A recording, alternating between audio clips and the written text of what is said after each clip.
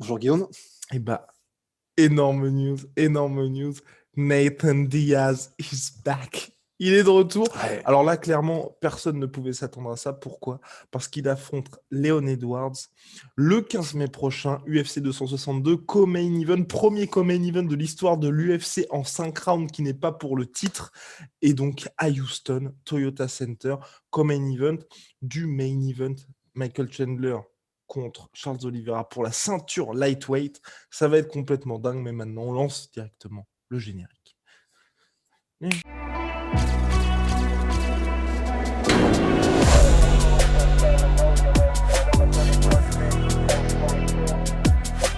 Soit. Mon cher host, Nate Diaz a réagi en ces mots parce que c'est là que c'est complètement dingue avec Nate Diaz.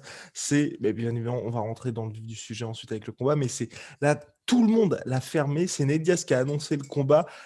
L'UFC a officialisé directement le truc. Enfin, c'est vraiment complètement fou, quoi. Il n'y a pas eu de fuite et Nate Diaz, venez me voir le 15 mai. Je serai en tête d'affiche de l'UFC 262 à Houston, au Texas. J'aurai aussi le combat pour le titre lightweight UFC sur la carte. J'ai besoin que les gens sachent que ces gars-là ont travaillé très dur et j'ai hâte de voir qui va récupérer mon ancienne couronne. On se voit là-bas, Nate Diaz.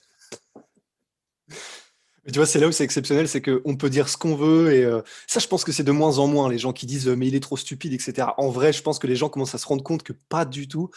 Mais faire des moves comme ça, c'est au-delà des call-outs mais parfaitement calibrés à la fin de ces combats pour avoir Masvidal, pour avoir Connor qui marche à chaque fois. Bah là, c'est pareil, des petits tweets comme ça, en vrai, tu calmes tout le monde en fait, parce que ça fait du buzz, parce que ça donne de la visibilité à l'événement, et parce que toi, bah, ça te fait revenir dans le mix comme si tu en étais presque jamais parti, quoi. Honnêtement, c'est incroyable. C'est que des power moves pour Nate Diaz, quoi. Non, mais ce qui est dingue, vraiment rendez-vous compte, Rost a tellement raison. On dit souvent Nate Diaz est beaucoup plus intelligent qu'il n'en a l'air parce que l'UFC travaillait en début d'année sur un combat lightweight pour Nate Diaz. Dana White, donc le président de l'UFC, teasait le truc en mode ça va être quelque chose de cool. Nate Diaz qui tweet en mode moi jamais je redescends dans cette catégorie, je les ai tous battus, c'est moi le champion.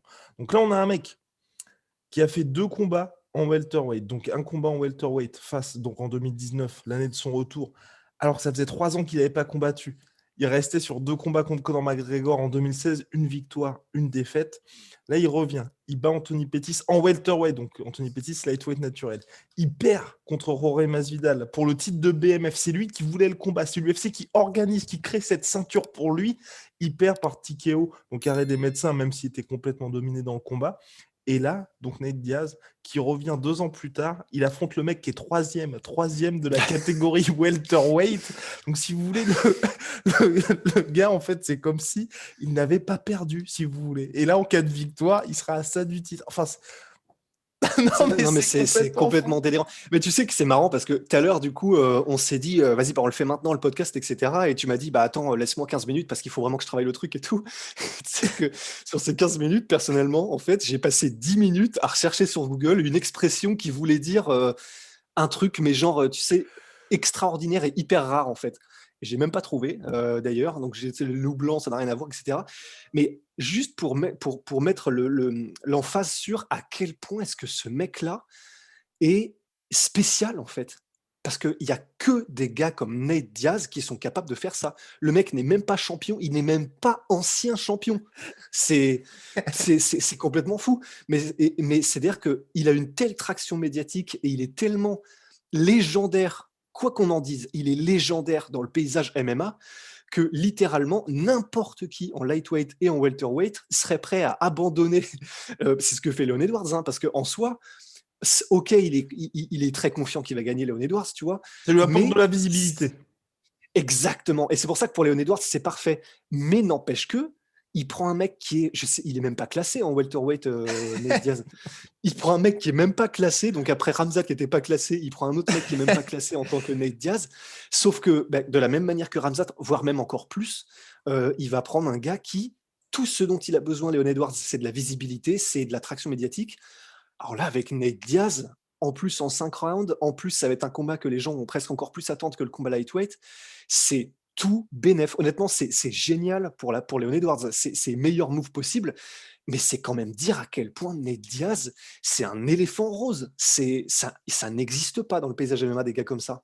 Et en C'est 5 vraiment, tu vois, c'est rounds. le En ticket 5 de. rounds, Et en Rust. 5 rounds. Parce que ça, Et c'est en dingue, parce plus, que ça il veut crée. vraiment dire que l'UFC, et ils sont en mode, bon, Ouais, on a quand même envie que le mec gagne, on a quand même envie que Nate Diaz gagne, donc on fait ça en 5 rounds. Première fois dans l'histoire, ouais. enfin, clairement, moi, le plan à la base de l'UFC, c'était de faire ce premier co-main event en 5 rounds, donc pour un combat qui n'est pas pour le titre, pour Colby Covington, Jorge Masvidal. C'est quand il y avait ces discussions entre les deux. Et là, sportivement, ça avait du sens parce qu'effectivement, c'est quasiment un combat pour le titre, si vous voulez.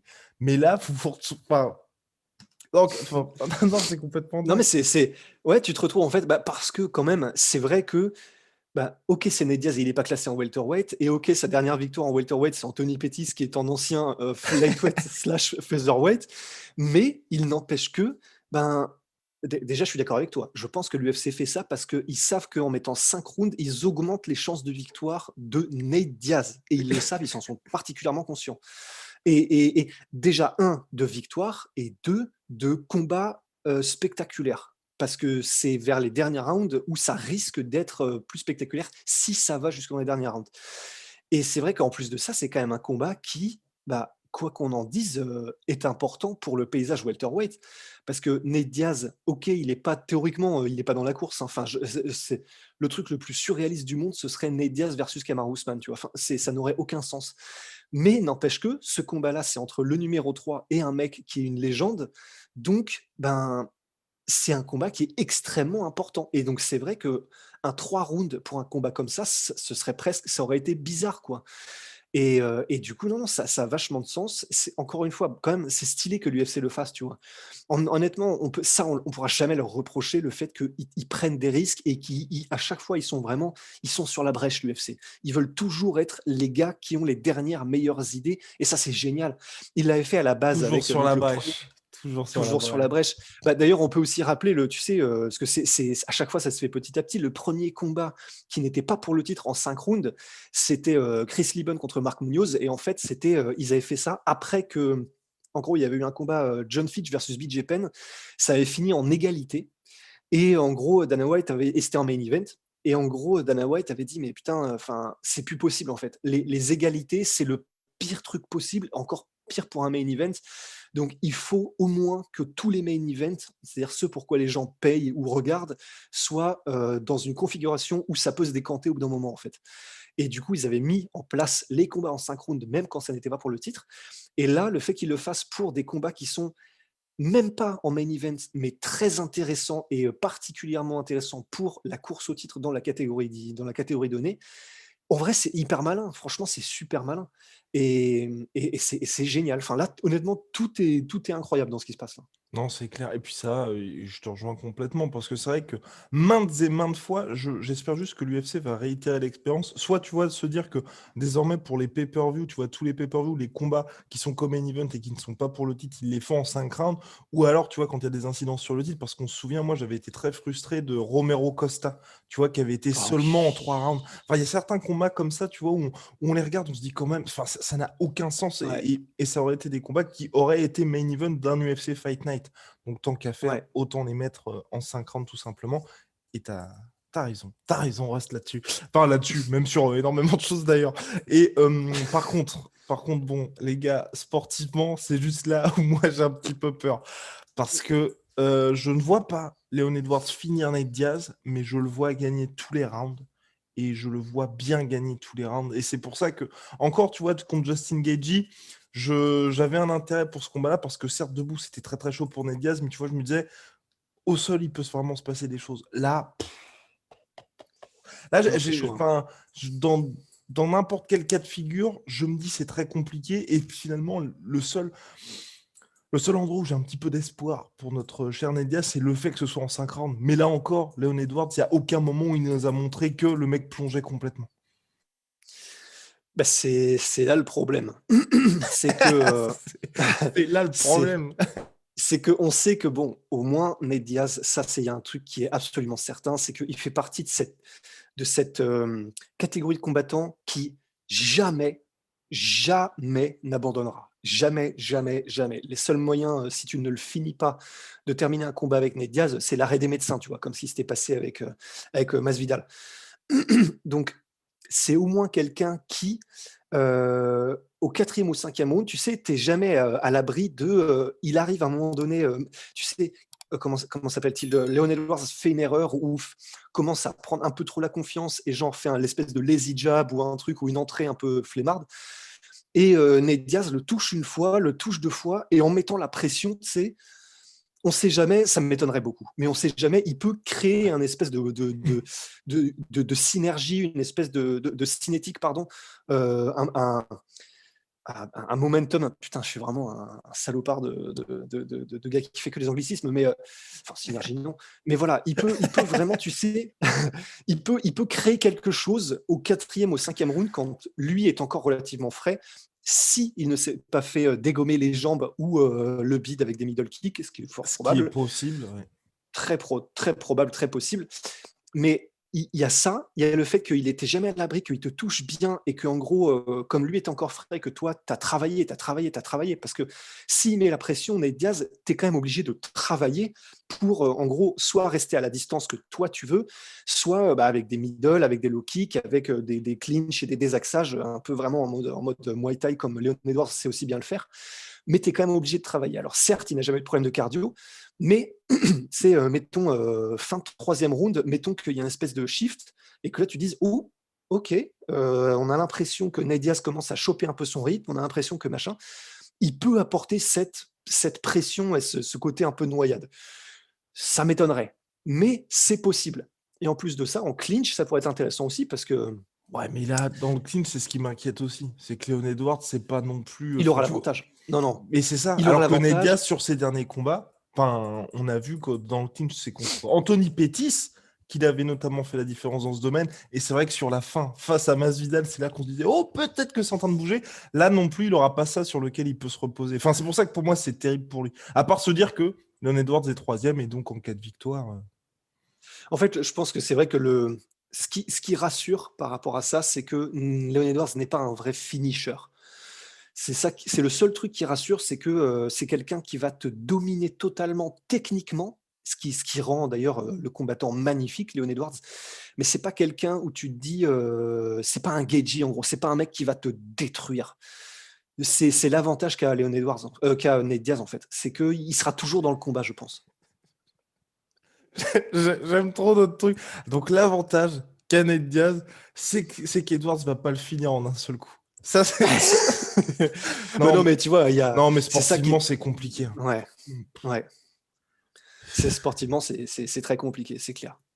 Mais bon, peut-être que Nate Diaz, en tout cas, nous prépare quelque chose. En tout cas, par contre, là, moi, c'est le truc sur lequel je suis. Je peux dire, je suis confiant, mais j'espère qu'il n'y aura pas de coupure, en tout cas, de Nate Diaz. Enfin, même si à chaque fois, il est coupé. Peut-être qu'il va sûrement se prendre des coudes, mais ce que je veux dire, c'est qu'il a bien eu le temps, là, de se reposer, de récupérer et d'être, je crois, opéré aussi, parce que justement, le problème, c'est que, justement, à ce niveau-là, il avait été ouvert. Donc, il est quasiment toujours ouvert avec ça, mais il avait eu que 3 mois, justement, de récupération entre le combat contre Pettis et le combat contre Masvidal. C'est pour ça que ça s'était ouvert à nouveau. Là, il a bien eu le temps et donc on ne devrait pas justement avoir une nouvelle fois soit un combat arrêté prématurément à cause d'une coupure parce qu'elle a été absolument monstrueuse. En plus, on n'est pas à New York, on est au Texas, donc ça devrait le faire. Mais aussi, surtout, moi j'ai envie, tu vois, de le voir un petit peu actif dans le sens où même s'il perd ce combat-là, ensuite on pourra le revoir en 2021 parce que mine de rien, avec Diaz, 36 ans, je crois, il va prendre cette année. 35. 30, Oui, ah oui, oui, oui. ouais. Et donc, du coup, bon, je peux pas Ouais. dire que le temps presse, mais voilà. Mais en tout cas, ce qui est assez impressionnant, c'est de te dire que l'UFC a vraiment envie de le garder dans le mix. C'est. Ah bah complètement, mais c'est là où c'est incroyable. C'est que tu vois, on a fait un podcast hier sur John Jones versus l'UFC en disant que l'UFC, bon bah ok, il ne s'intéresse probablement qu'à ce que tu peux rapporter, mais il ne te montre aucune considération, etc. Même quand tu es potentiellement le GOAT, bah, il te traite un petit peu avec le moins d'égards possible, etc. au niveau de la paye. Et d'un autre côté, à côté de ça, eh ben, il y a des mecs comme Nate Diaz, parce que c'est quand même une fleur qui font un Nate. Alors non, c'est pas du tout une fleur qui font un Nate Diaz, dans le sens, il s'y retrouve. Mais Et pour surtout Nate qu'il y a la Diaz... billetterie. Et surtout qu'il y a la billetterie pour cet événement-là. Oh! Ah oui, j'avais pas pris ça en compte. Eh ouais, d'accord. Ah bah voilà, tout est là Tiens, aussi. tiens, tiens, tiens, tiens, Tiens, tiens, tiens, tiens, tiens. tiens. Et c'est vrai qu'avec un main event qui est très intéressant sportivement, Charles Oliveira, Michael Chandler, c'est pas avec ça que tu remplis une salle de 20 000 places au Texas. Non, c'est clair, c'est clair. Et d'ailleurs, c'est là où c'est alors je vais pas me faire des amis, hein, en disant ça, je pense, mais c'est là où c'est ouf d'ailleurs, c'est que tu vois, là, tout de suite maintenant, là, Oliveira versus Chandler, je sais pas dans quel état de forme arriverait Nate Diaz, mais stylistiquement, il aurait ses chances contre les 2, je trouve. Ouais.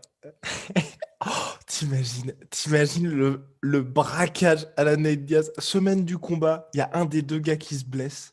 Nate Diaz qui le remplace en short notice, le mec devient champion lightweight. Non mais là, parce que, rendez-vous compte, là on a donc déjà, il y a ça c'est potentiel, enfin honnêtement, c'est hautement improbable, mais c'est possible. L'autre truc qui est possible, et qui est encore plus probable, c'est qu'il y ait là, enfin, faut quand même que les deux gagnent leur combat, mais on peut avoir la revanche pour le titre BMF et UFC pour le titre welterweight.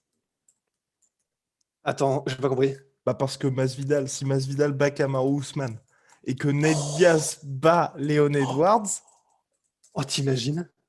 Oh, ce ce serait serait n'importe quoi, mais pour le coup, les mecs auraient à chaque fois gagné contre un mec légitime. oh la vache! Là, je pense qu'effectivement, on est dans un univers parallèle, une chance sur 1 milliard, Ouais. mais si jamais ça arrive, bah, déjà l'UFC est aux anges et ce serait tellement fou et les fans, ils gagneraient. Alors je sais que c'est dur ce que je dis parce qu'il y a énormément de fans, de Ousmane aussi, hein, mais pas autant que de fans de Masvidal, je pense, pas autant que fans de Nate Diaz et Ousmane, enfin, Kamaru, oui, putain, tu vois, c'est à cause de Fernand, du coup, parfois je confonds du coup les prénoms et noms de Kamaru Ousmane. Donc son prénom c'est Kamaru. Mais après, ouais, mais Euh, je pense qu'il doit y avoir quelque chose avec ça parce que Fernand et Francis disent Ousmane Kamaru. Donc peut-être que tu Parce vois, que après je- parce que le prénom de Ousmane Nurmagomedov, du coup, c'est Ousmane. Ça se trouve c'est plus commun en tant que prénom peut-être. Mais après, Ousmane ouais, et du coup, je sais pas. Sachant que comme Fernand et Francis connaissent personnellement Kamaru Ousmane, il y a peut-être un truc, tu sais, dans les translations ou un truc comme ça qu'on a peut-être hein. manqué, je ne sais pas. Enfin, en tout cas, ce qui est sûr, Bref, c'est oui, que oui, oui. ouais, Avançons c'est un petit que peu. bah, Kamaru Ousmane, du coup, il est pas aussi, il est pas aussi important pour, entre guillemets, pour le monde du MMA mais dans le sens, il ne vend pas autant, il est pas autant connu auprès des fans que, des Jorge Masvidal ou des Nate Diaz. Donc, pour, entre guillemets, les fans globalement, en fait, vraiment tout à fait globalement de MMA, bah, ce serait probablement plus intéressant pour l'UFC donc que ce soit, Masvidal et Nate Diaz, quoi. Bon, bah Parce que là, voilà. tu t'assures un pay-per-view, mais, Monstrueux, monstrueux tout simplement. En tout cas, personnellement, moi je pense que ça va être le plus gros test de la carrière de Nate Diaz. J'ai presque envie de dire même devant Jorge Masvidal, parce que là on a vraiment un mec qui a un vrai welterweight, qui n'a pas perdu depuis 9 combats, et sa défaite en décembre 2015 face à Kamaru Usman, depuis il s'est considérablement amélioré. Le combat contre Belal Muhammad, moi il m'avait impressionné Leon Edwards, parce que c'est exactement comme ce que Rust a dit. C'est clairement, et je vous invite vraiment à regarder les combats de Leon Edwards, vous n'aurez pas de KO. C'est pas le combattant le plus spectaculaire, mais ce qu'il fait est magnifique et c'est une gestion et un contrôle que peu de combattants ont. Enfin, c'est vraiment très ouais. impressionnant ce qu'il arrive à faire dans la cage. Et voilà, c'est le problème, c'est quoi? C'est peut-être pas vendeur par rapport à des mecs comme Francis, par exemple, mais ce que lui apporte, c'est vraiment, c'est somptueux, tout simplement. Donc voilà, Ouais. très compliqué pour Nate Diaz sportivement. N'hésitez pas en commentaire à nous dire les pistes que vous avez pour Nate Diaz. On lui transmettra bien évidemment parce que Rust, Oui, oui, oui. Rust est un copain, vous savez. Bref, il y a des petits échanges Californie-Angers qui se font dans certains conteneurs.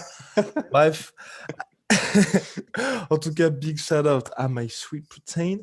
Moins Yeah. 20% en plus des 70% sur My Protein. En plus, Rose va être ravi parce que la commande vient d'être passée et tout a été commandé, mon cher Rose. Tout a été commandé.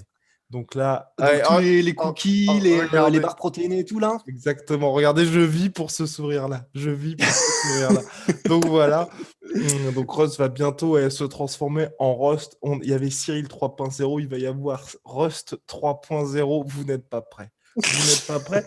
Et je commence également le teasing. Il y a eu là, ces dernières semaines, sur la sueur, donc Pauline the Game, les contes du père Rusty. Et là, quelque chose de nouveau se prépare. Même moi, j'ai hâte. J'ai hâte de voir ça parce que visuellement, je vous le dis, ça va être quelque chose. Ouais, Ça va être quelque mais chose. ouais, bon, ouais, on espère que ça se passera bien, disons. On espère que ça se passera bien, effectivement. Allez, et puis big shout out à Venom, moins 10% sur tout Venom, avec le code la sueur. Absolument.